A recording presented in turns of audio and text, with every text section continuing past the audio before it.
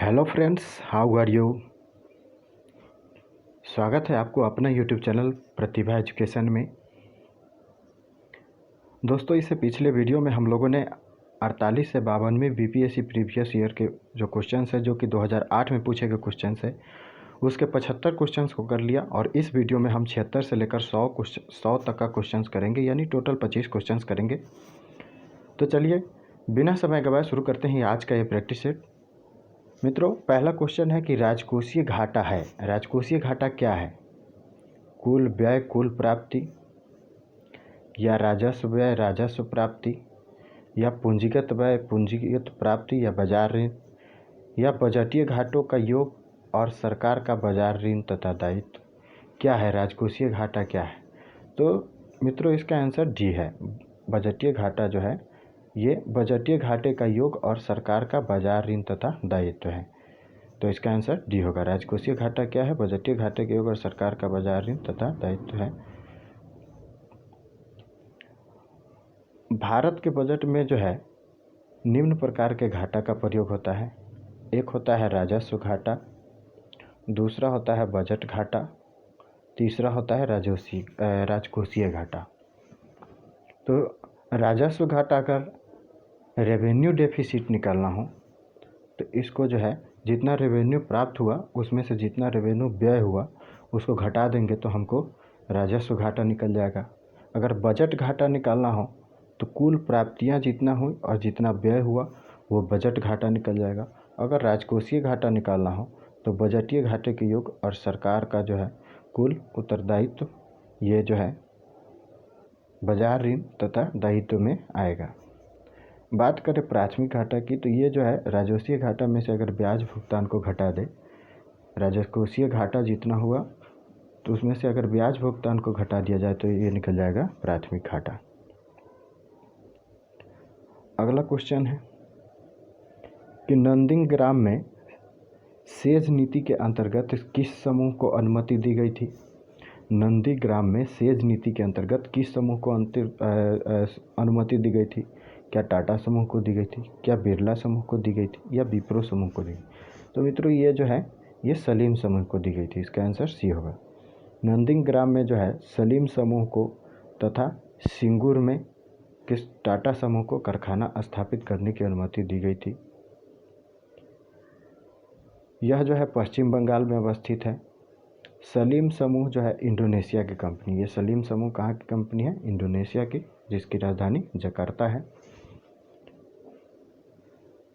Next question है ये 78 कि वर्ल्ड बैंक की रिपोर्ट के अनुसार 50% से अधिक निर्धन किन 4 राज्यों में निवास करते हैं? तो वर्ल्ड बैंक की रिपोर्ट के अनुसार उसमें बिहार का नाम तो होना ही चाहिए। तो वर्ल्ड बैंक की रिपोर्ट के अनुसार जो है बिहार, यूपी, मध्य प्रदेश, उड़ीसा, इन 4 राज्यों में जो है 50% से अधिक निर्धन लोग, गरीब लोग निवास करते हैं, जिसमें बिहार, यूपी, मध्य प्रदेश और उड़ीसा शामिल है। ये जो है 2008 का रिपोर्ट कर रहा है। वर्ल्ड बैंक की 2008 की रिपोर्ट के अनुसार इन 4 राज्यों में, जिसमें बिहार, उड़ीसा, मध्य प्रदेश और यूपी शामिल है, इसमें 50% से अधिक गरीब लोग जो है निवास करते हैं।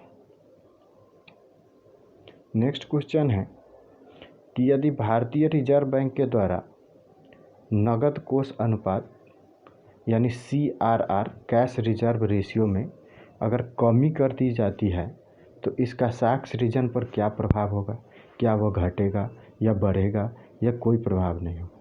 तो यदि जो है CRR में कमी की जाती है तो इससे जो है साख सृजन क्या होगा? बढ़ेगा, इसमें वृद्धि होगा। तो इसका आंसर ये होगा।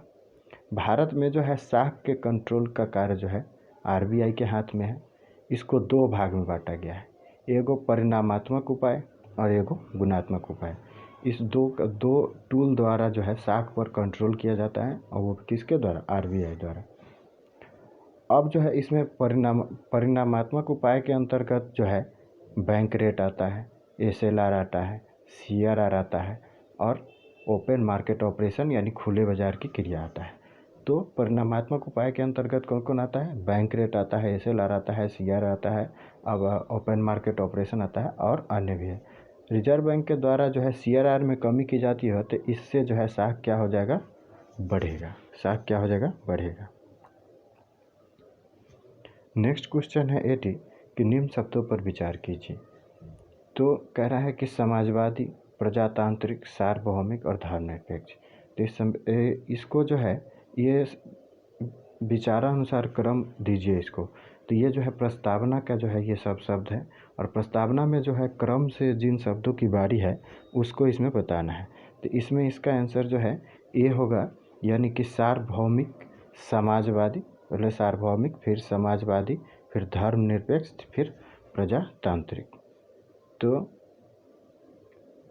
हमारे संविधान के प्रस्तावना में प्रियम्बल में संप्रभुता, समाजवाद, पंथ निरपेक्षता और लोकतंत्र का गणराज्य स्वरूप, न्याय, स्वतंत्रता, समानता, बंधुता, व्यक्ति की गरिमा और राष्ट्र की एकता और अखंडता का जो है इस शब्द में जो है ऐसा क्रम है। कहाँ, हमारे संविधान के प्रियम्बल में। नेक्स्ट क्वेश्चन है कि किस सदन में अध्यक्षता करने वाला अधिकारी उस सदन का सदस्य नहीं होता। तो ये जो है राज्यसभा की बात हो रही है कि राज्यसभा के सदन में अध्यक्षता करने वाला अधिकारी पीठासीन अधिकारी यानी कि उपराष्ट्रपति राज्यसभा का सदस्य नहीं होता है। तो इसका आंसर बी होगा।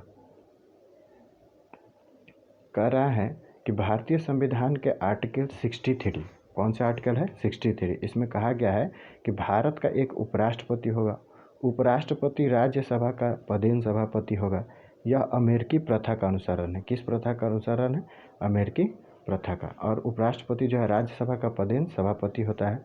उपराष्ट्रपति जो है संसद के किसी सदन या किसी राज्य विधानमंडल में किसी भी सदन का सदस्य नहीं होगा। तो उपराष्ट्रपति जो है संसद के किसी सदन या किसी राज्य विधानमंडल में किसी सदन का सदस्य नहीं होगा। नेक्स्ट क्वेश्चन है 82। क्वेश्चन कह रहा है कि किस संविधान संशोधन बिल के द्वारा वोट देने की आयु को जो है 21 से घटाकर 18 कर दिया गया। किस संविधान संशोधन द्वारा जो है वोट देने की आयु को 21 से घटाकर 18 कर दिया गया। तो ये जो है 61वां संविधान संशोधन था। 61, 21, 18 यानी कि 61वां संविधान संशोधन 1988 में। कब, 1988 यानी कि 61वां संविधान संशोधन 1988 के द्वारा जो है मतदान की आयु जो न्यूनतम आयु कितना कर दी गई, 21 वर्ष से घटाकर 18 वर्ष कर दिया गया। और यह लागू कब हुआ, मार्च 1989 से। ये अधिनियम पारित हुआ 88 में और लागू हुआ मार्च 1989 में। अगला क्वेश्चन है कि यदि राष्ट्रपति एवं उपराष्ट्रपति का पद खाली हो, राष्ट्रपति का भी पद खाली है एवं उपराष्ट्रपति पद का भी खाली है, तो भारत के राष्ट्रपति के पद पर कौन होगा। तो भारत के राष्ट्रपति पर तब कौन रहेगा, भारत के मुख्य न्यायाधीश यानी कि चीफ जस्टिस ऑफ इंडिया। तो ऐसा सिचुएशन आ जाए, ऐसा स्थिति आ जाए जिसमें राष्ट्रपति उपराष्ट्रपति दोनों पद जो है मृत्यु, पद त्याग या हटाए जाने द्वारा, कोनो विधि से हो सकता है, या तो मृत्यु से या पद त्याग से या हटाए जाने द्वारा, या अन्यथा रिक्त हो जाए, तब आर्टिकल जो है 70 का प्रयोग होगा। और आर्टिकल 70 में संसद को ऐसी अकस्मातताओं के लिए उपबंध करने की शक्ति दी गई है। और इस आर्टिकल 70 का प्रयोग करके जो है दोनों पद जब रिक्त हो जाते हैं तो भारत का जो है न्यायमूर्ति यानी कि चीफ जस्टिस ऑफ इंडिया जो है राष्ट्रपति के रूप में कार्य करता है। और भारत के मुख्य न्यायमूर्ति नहीं है तो उच्चतम सुप्रीम कोर्ट का जो है सबसे वरिष्ठ जो है न्यायाधीश होंगे वो जो है राष्ट्रपति का पद संभालेगा। तो यदि राष्ट्रपति अगर पद त्याग देते हैं तो उपराष्ट्रपति ले सकता है, लेकिन उपराष्ट्रपति भी नहीं है तो भारत के मुख्य न्यायाधीश, अगर मुख्य न्यायाधीश भी नहीं है तो उस सुप्रीम कोर्ट के जो है ज्येष्ठ न्यायाधीश जो होगा वो राष्ट्रपति का कार्यभार संभालेगा। नेक्स्ट क्वेश्चन है 84। कह रहा है कि एक विकास खंड पर पंचायत समिति क्या होती है। एक जो प्रखंड होता है विकास खंड या प्रखंड, उसमें पंचायत समिति क्या होती है। तो एक जो है यह प्रशासकीय अधिकरण होती है। इसका आंसर बी होगा। तो संविधान के जो है 73वां संविधान संशोधन द्वारा पंचायती राज प्रणाली को क्या दिया गया, संवैधानिक दर्जा दिया गया। और ये बलवंत राय मेहता समिति द्वारा जो है पंचायती राज को 3 स्तर में बांटा गया: ग्राम पंचायत, पंचायत समिति और जिला समिति, यानी 1, 2 और 3। ग्राम पंचायत, पंचायत समिति और जिला परिषद। ग्राम पंचायत एवं जिला परिषद के मध्य स्थानीय निकाय का गठन किया गया, जिसे पंचायत समिति कहा गया। वो किसके किसके बीच है? ग्राम पंचायत और जिला परिषद के मध्य स्थानीय निकाय गठन किया, जिसको पंचायत समिति कहा गया। यह ब्लॉक या विकास खंड स्तर पर होता है और यह एक जो है प्रशासकीय अधिकरण है। कैसा अधिकरण है ये? प्रशासकीय अधिकरण। तो पंचायत समिति जो है प्रशासकीय अधिकरण है। नेक्स्ट क्वेश्चन है 85 कि श्री मोहम्मद अंसारी का भारत के उपराष्ट्रपति के रूप में क्रमांक कैमा था? तो उनका मोहम्मद अंसारी का जो है उपराष्ट्रपति के रूप में क्रमांक था 13वां। कैमा था? 13वां। तो भारत के उपराष्ट्रपति के रूप में दूसरे कार्यकाल के लिए पुनर्निर्वाचित हुए, इसलिए वर्तमान में उपराष्ट्रपति के क्रम में 14वां स्थान एवं व्यक्ति के रूप में जो है 13वां स्थान है। तो ये प्रश्न पूछते समय जो है ये 13वां स्थान पर रहा होगा। दोबारा चुने गए तो वे 14वें स्थान पर चले गए। नेक्स्ट क्वेश्चन है कि भारत में चलित न्यायालय इनका मानस पुत्र है। चलित न्यायालय, चलता फिरता न्यायालय। ये जो है डॉक्टर APJ अब्दुल कलाम की जो है थिंकिंग है। तो इनकी जो है रूपरेखा जो है चलित न्यायालय का डॉक्टर APJ अब्दुल कलाम ने रखी थी। इसका मुख्य उद्देश्य था समय की बचत और समस्याओं के जल्द निपटारे करना। इसके अंतर्गत जो है सिविल एवं क्रिमिनल दोनों तरह के मामले की सुनवाई का अधिकार दिया गया। भारत का जो है पहला चलित न्यायालय हरियाणा के मेवात में तत्कालीन मुख्य न्यायाधीश द्वारा 4 अगस्त 2007 को उद्घाटन किया गया। तो पहला चलित न्यायालय जो हरियाणा के मेवात में जो है 4 अगस्त 2007 को उस समय के तत्कालीन मुख्य न्यायाधीश द्वारा उद्घाटन किया गया। नेक्स्ट क्वेश्चन है 87 कि श्रीमती प्रतिभा पाटिल का भारतीय गणतंत्र के राष्ट्रपति के रूप में क्रम क्या था? श्रीमती प्रतिभा पाटिल का भारतीय गणतंत्र के राष्ट्रपति के रूप में क्रम क्या था? तो इनका भी जो है क्रम 13वां था, यानी कि इसका आंसर डी होगा। तो श्रीमती प्रतिभा पाटिल राष्ट्रपति के रूप में भारत की प्रथम महिला राष्ट्रपति बनी। कौन? श्रीमती प्रतिभा पाटिल भारत की प्रथम महिला राष्ट्रपति। भारत के राष्ट्रपति के क्रम में 13वां स्थान है और व्यक्ति के रूप में 12वां स्थान। और प्रणब मुखर्जी उसके बाद निर्वाचित हुए, जिनका क्रम में 14वां स्थान, लेकिन व्यक्ति के रूप में 13वां स्थान। और उसके बाद जो है प्रणब मुखर्जी के बाद अब रामनाथ कोविंद जी हैं। कौन है? रामनाथ कोविंद जी। तो इनका जो है स्थान रामनाथ कोविंद का 15वां और व्यक्ति के रूप में 14वां हो गया।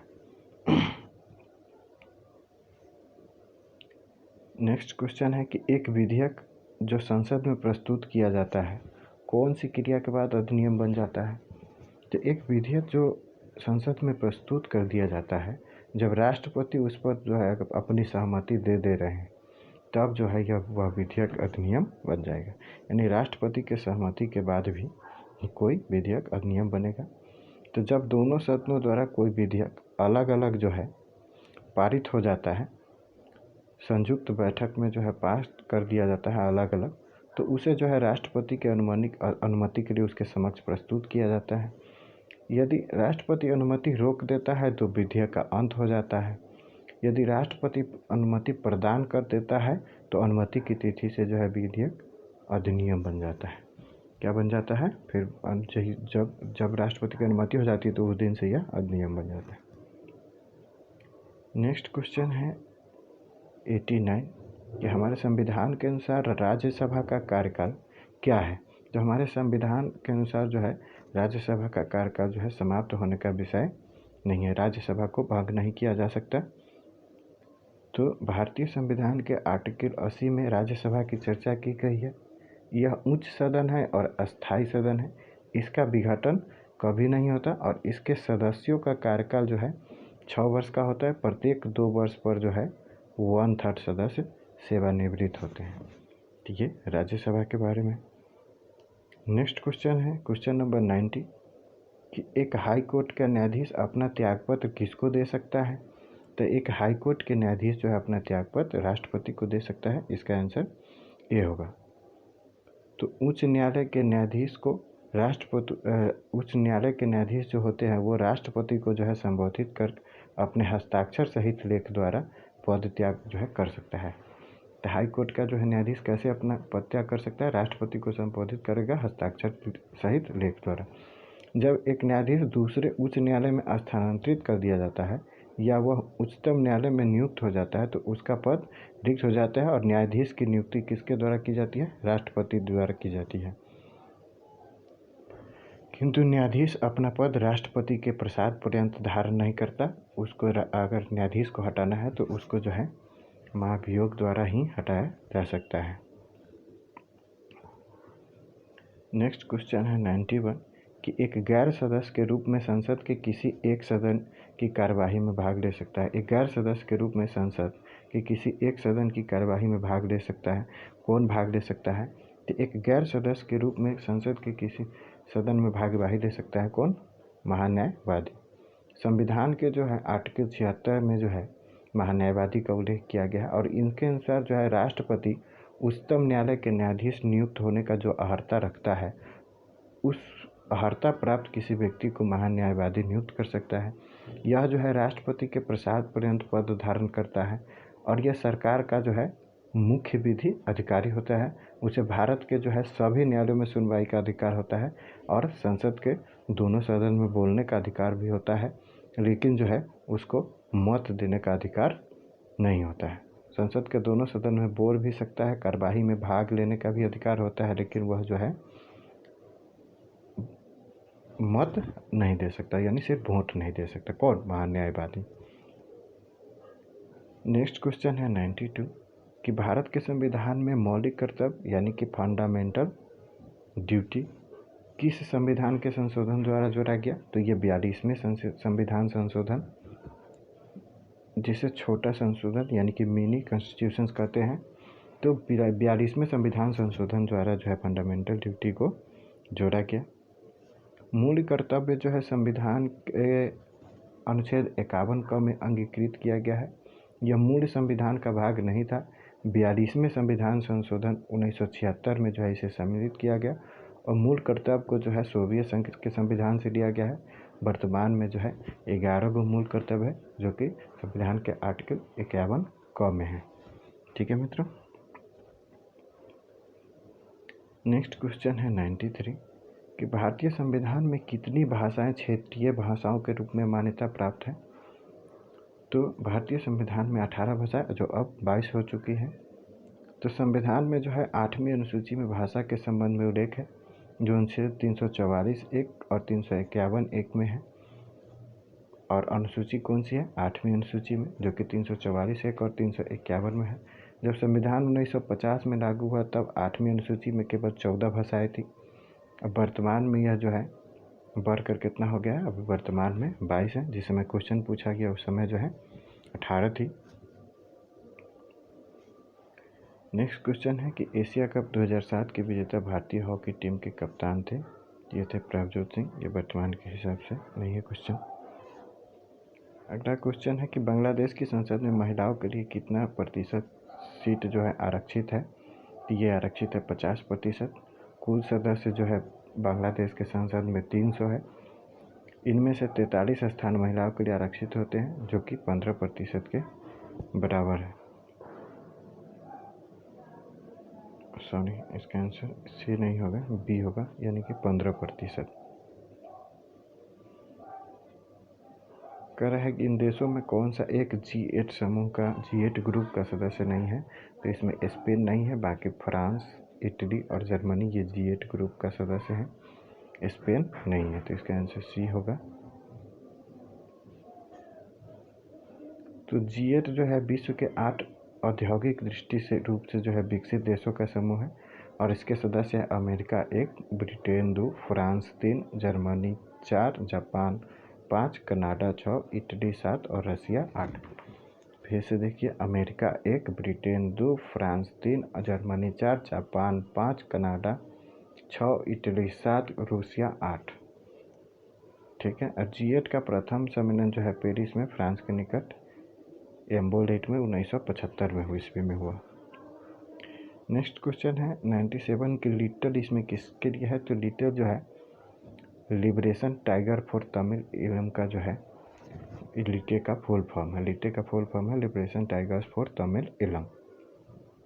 तो लिबरेशन टाइगर्स फॉर तमिल इलम जो है ये श्रीलंका का एक विद्रोही संगठन है।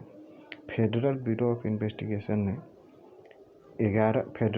इन्वेस्टिगेशन ने 11 जनवरी 2008 को लिटो को विश्व का सबसे खतरनाक कट्टरपंथी संगठन कहा था। कौन कहा था? फेडरल ब्यूरो ऑफ इन्वेस्टिगेशन ने।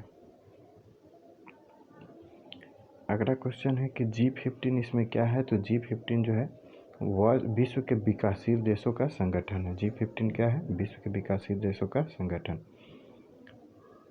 तो G15 जो है विकासशील देशों का समूह है। इसकी स्थापना 1982 में हुई थी। कब हुई थी? 1982 में।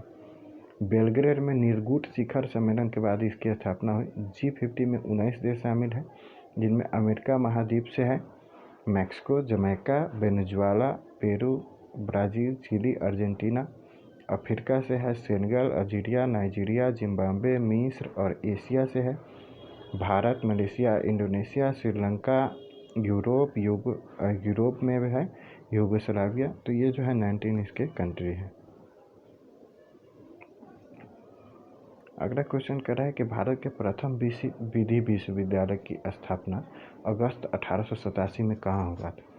भारत के प्रथम विधि विश्वविद्यालय की स्थापना अगस्त 1887 में कहाँ हुआ था? तो ये जो है इसमें दिए गए चारों विकल्प जो है गलत है। गलत नहीं है, बेंगलुरु इसका आंसर होगा। बेंगलुरु में स्थित है national law school of India, जिसकी स्थापना जो है 29 अगस्त 1987 को हुई थी। सॉरी, क्वेश्चन में 1887 दिया हुआ है, 1987 को हुई थी। चूँकि प्रश्न में इस प्रथम विधि विश्वविद्यालय की स्थापना की तिथि 18 अगस्त 87 जो कि गलत है, अतः इसमें उत्तर जो है कोई नहीं है। तो 1887 में नहीं हुई थी, 1987 में हुई थी। नेक्स्ट और अंतिम क्वेश्चन है इस वीडियो का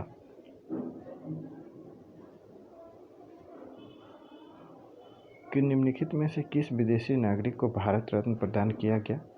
तो इसमें जो है नेल्सन मंडेला जो है, जो अफ्रीका के हैं, इसको भारत रत्न प्रदान किया गया। भारत रत्न जो है कला साहित्य तथा विज्ञान तथा बड़े पैमाने पर जनसेवा के उत्कृष्ट कार्य के लिए देश का जो है सबसे प्रतिष्ठित पुरस्कार है, राष्ट्रीय पुरस्कार है। इसकी शुरुआत 1954 ईस्वी में हुई। इसे जनता पार्टी द्वारा 1970 में बंद किया गया था, लेकिन 1980 में जो है कांग्रेस सरकार द्वारा फिर से चालू कर दिया गया। तो आज के लिए इतना ही। मिलते हैं अगले वीडियो में, तब तक के लिए धन्यवाद। आपका दिन शुभ।